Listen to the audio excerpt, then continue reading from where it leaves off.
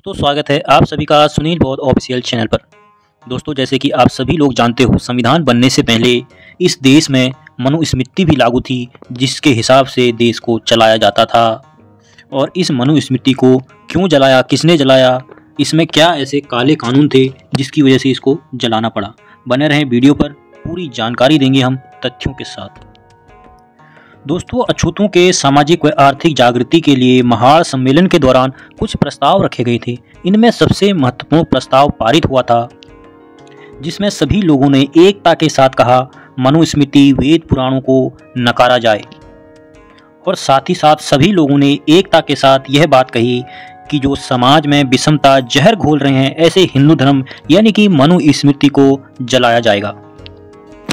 और साथ ही साथ सभी वक्ताओं ने यह बात भी कही, यह जो मनुस्मृति है यह अछूतों को यानी कि शूद्रों को, जितनी भी निचली जाति के लोग थे, उन सभी को सामाजिक, आर्थिक व राजनीतिक रूप से गुलाम बनाए रखने का एक षड्यंत्र है, जो कि हमारी प्रगति में सबसे बड़ा बाधक बन रहा है।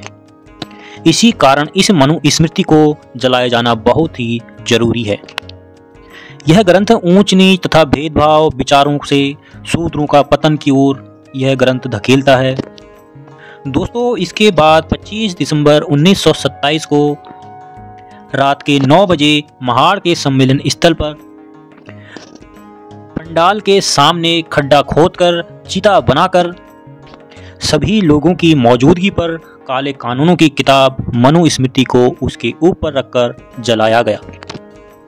दोस्तों उस समय के श्रवण हिंदुओं के कलेजे पर बाबा साहब अम्बेडकर की यह सबसे करारी चोट थी। और उसके बाद से ही समाज में कई प्रकार की प्रतिक्रियाएं हुई। दोस्तों उस समय मनुस्मृति दहन से भारत के सभी हिंदू ठेकेदारों को भारी सदमा पहुंचा। सभी लोग उस समय समझ चुके थे कि अब जो है बहुत बड़ा बदलाव होने वाला है। दोस्तों तब से भारत के इतिहास में 25 दिसंबर 1927 का दिन हमेशा याद रखा जाएगा, क्योंकि उसी दिन बाबा साहब अम्बेडकर जी ने मनुस्मृति की काले कानूनों की किताब मनुस्मृति को आग के हवाले कर दिया था। और सरकार से यह मांग की कि हिंदुओं का बना हुआ जो ढांचा है, इसमें जो है अब अगली बार से बदलाव किया जाना चाहिए।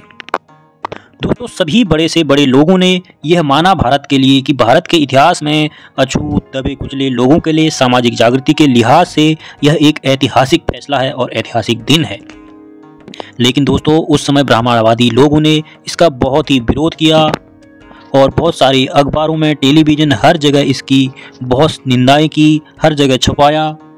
लेकिन उस समय तक बाबा साहब अम्बेडकर जी इतने प्रसिद्ध और महान व्यक्ति हो गए थे पूरी दुनिया के नज़रों पर, उस समय ब्राह्मणवादी नेता भी कुछ नहीं कर पाए।